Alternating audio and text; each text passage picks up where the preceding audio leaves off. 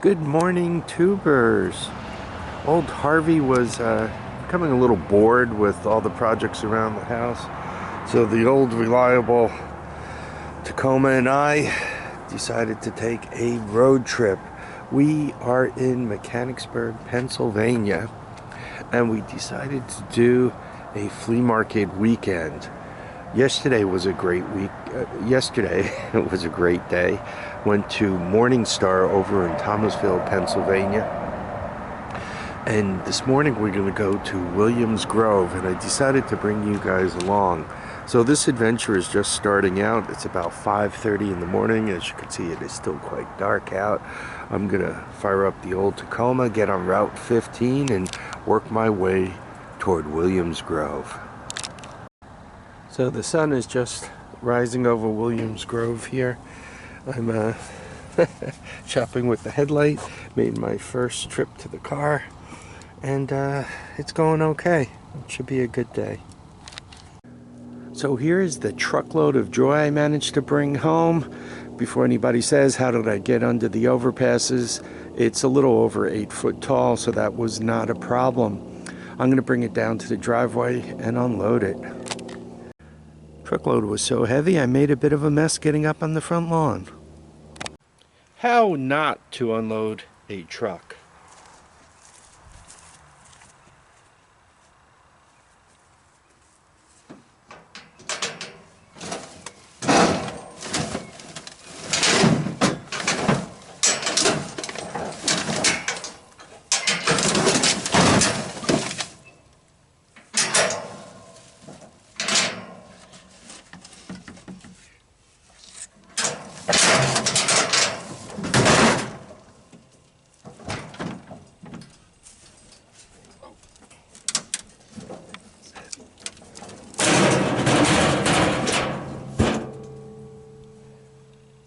So let's start out with the big stuff.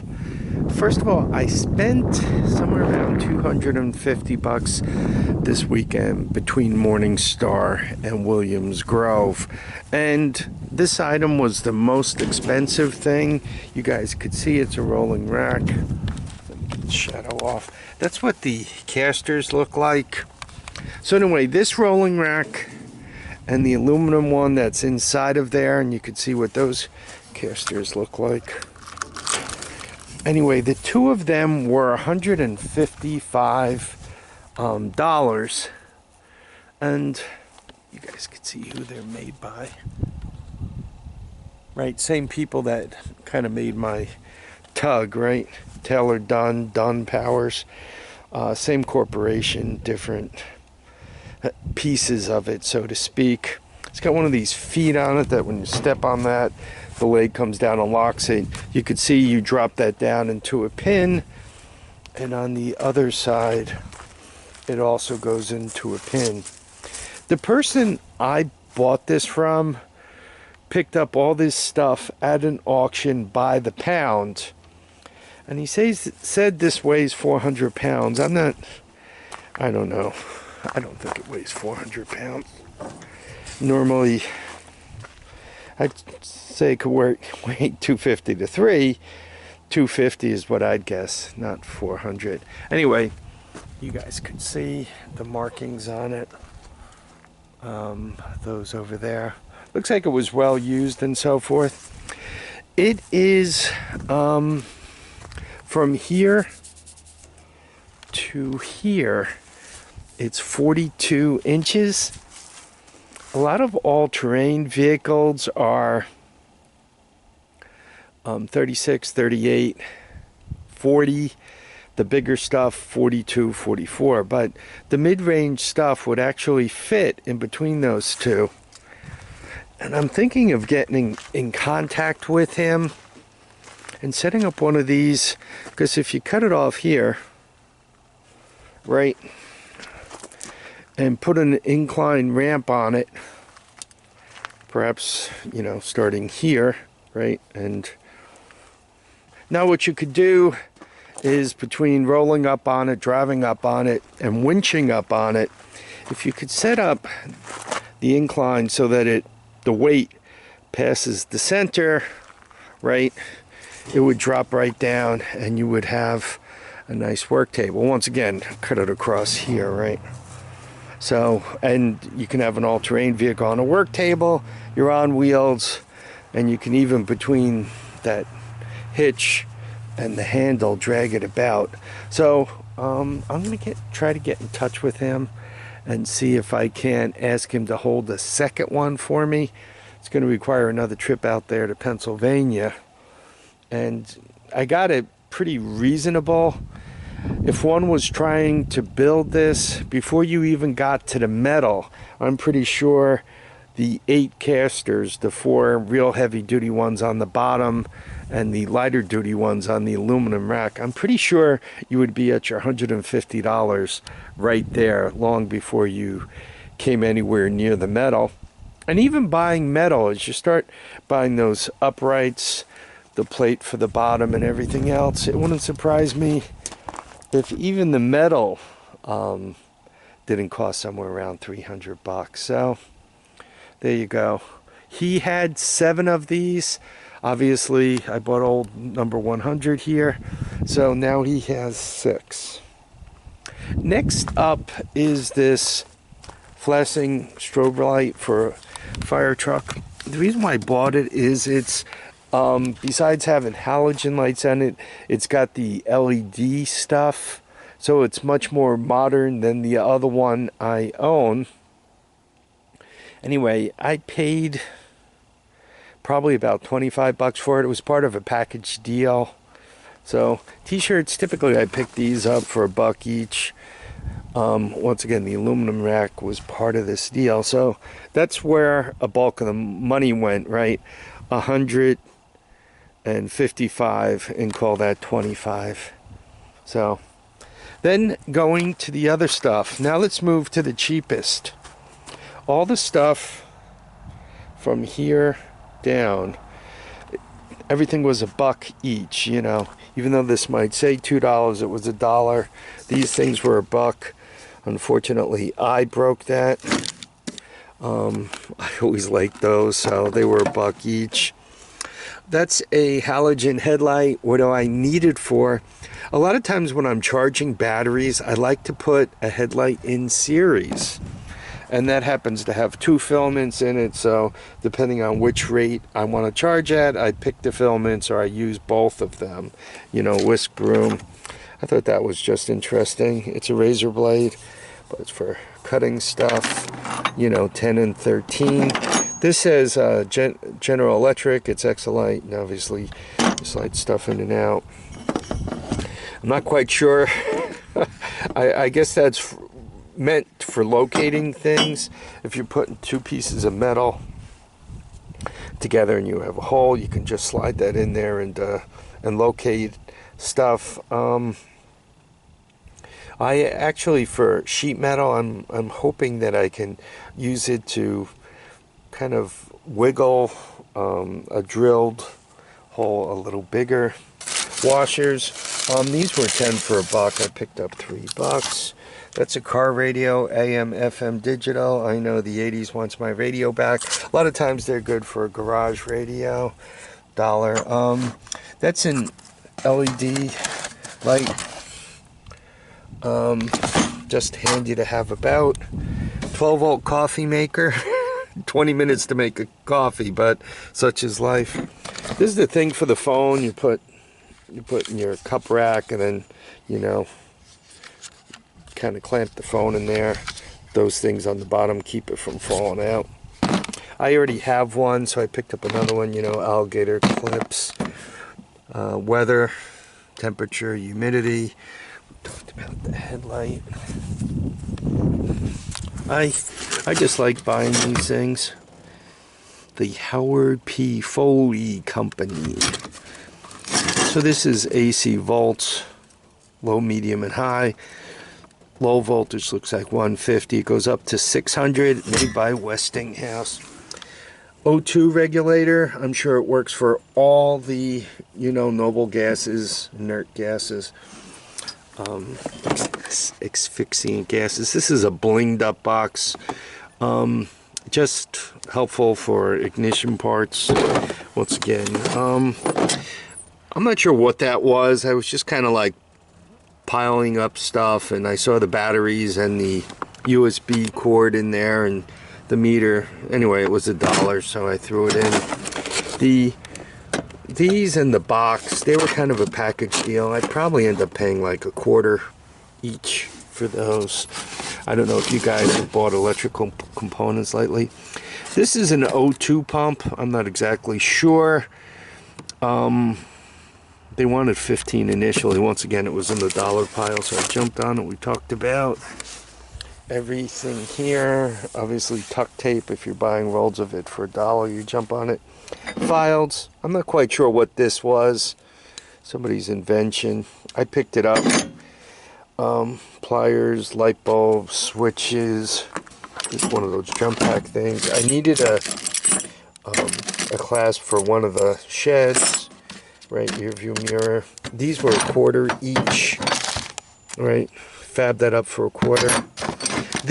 This bundle of weather stripping was $1. The guy had a box of all these, you know, it's got little switches and light bulbs and hardware and all that. Anyway, it was $1. This was $1. The pliers were all $1. A lot of times with pliers, you know, I'll be working at my son's house and I'll see something he needs and I'll be, all right, I'll just pick it up, and the next thing you know, those pliers will move out to his place. Like these Stanleys were $1, and they, I don't know, they're probably China, but they're actually nice, pretty tight. You know, I'm always forever picking these up. General Office and Edgar T. Warren's. So I love Pennsylvania because there's a lot of that industrial stuff you can still find there. All that stuff is gone here in New York, right? IBM, GE, you know, tuck tape, Green Fan, everybody's left. So, and they've left now mostly 20 years ago. I mean, there's still a little IBM floating around, and still a little GE, but from a big industrial point of view, most of that's gone, and most of the surplus you're going to get out of there is also gone. This package of electrical cables, including the fuse thing, that was all $2. Guy had, these were 5 for $10, so they were $2 each. They're actually gear wrench. So I found an 18. He had 110 that was loose, and I jumped all over it. Then 12. 13, 14, so I got most of what I use.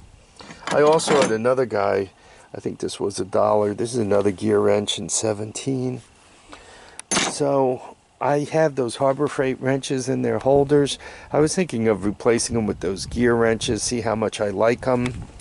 Problem with gear wrench, this spacing here, right between inside and outside, is a little bigger than your non-ratcheting cohorts, so you know it's a little harder to squeeze into tight spaces.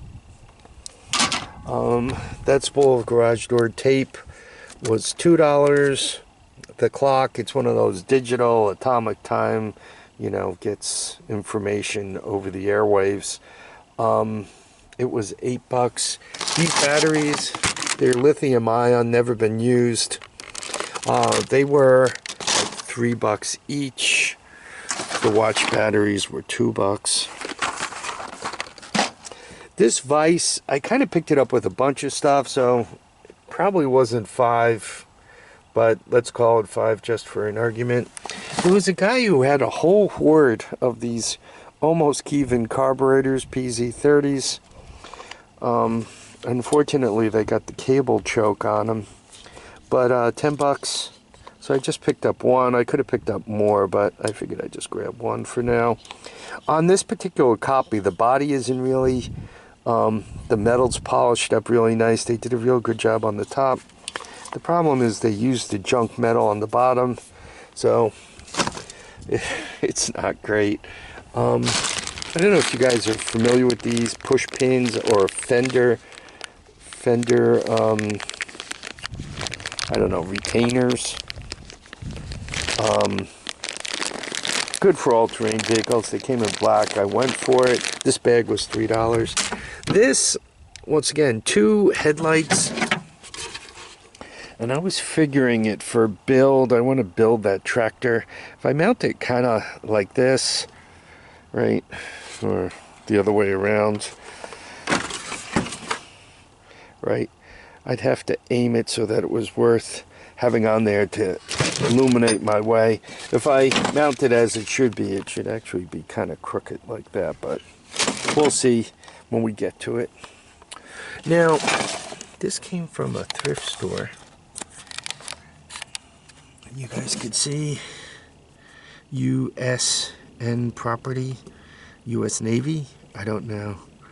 This is kind of an old timer. You could see the voltmeter got a little busted up on there. So it was $5. Obviously, no guarantee that it works. We will see. These reels were like $1 each. I don't know how many connectors you guys have bought lately, but you know they're crazy expensive. This was like $2 by the time I package dealed it with everything else. There was a person selling Amazon returns. You know when they get those big 4x4x4 boxes and they're full of junk and you buy them at auction for whatever you pay for them. And this is some stuff that was in there. I think there's 12 of these. 1, 2, 3, 4, 5, 6, 7, 8, 9, 10. Maybe 20 of these. 10, 11, 12, 13, 14, 15, 16, 17, 18, 19, 20. So there's 20 of these. And I picked up 3. So that's 60 triples. And if you put 12 volts to this, all of them light up, right? Which means you could cut this wire, and then you have each 12 volt section. They have the double sticky on the back. So what these would be cool for, obviously, given that they power up on 12 volts, really handy for the garage. You know, I got that solar situation going on up there. I'm not quite sure how much light they put out yet. I haven't powered them up, but everything was like $2, so they were like $2 each, and then that all those AA batteries were $2. These were $1 each. The Amazon Basics version of alkaline, and this was $2. But when you add it all up, there was some other stuff with it, and she only charged me 10, so I'm not quite sure how her math worked. I mean, I handed her everything and she counted it as she was putting it in the bag. Maybe it was 6 items for $10 or something like that. I don't know. Anyway, it was 10. I was happy. And, you know, obviously I gave her money. She was happy, and we walked away. 2 last things. This thing was $10. I got the other door for it.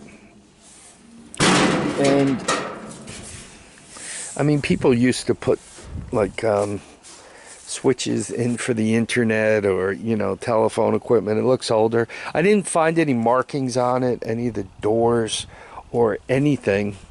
Why did I buy it? Well, half because I'm crazy and the other half is insane.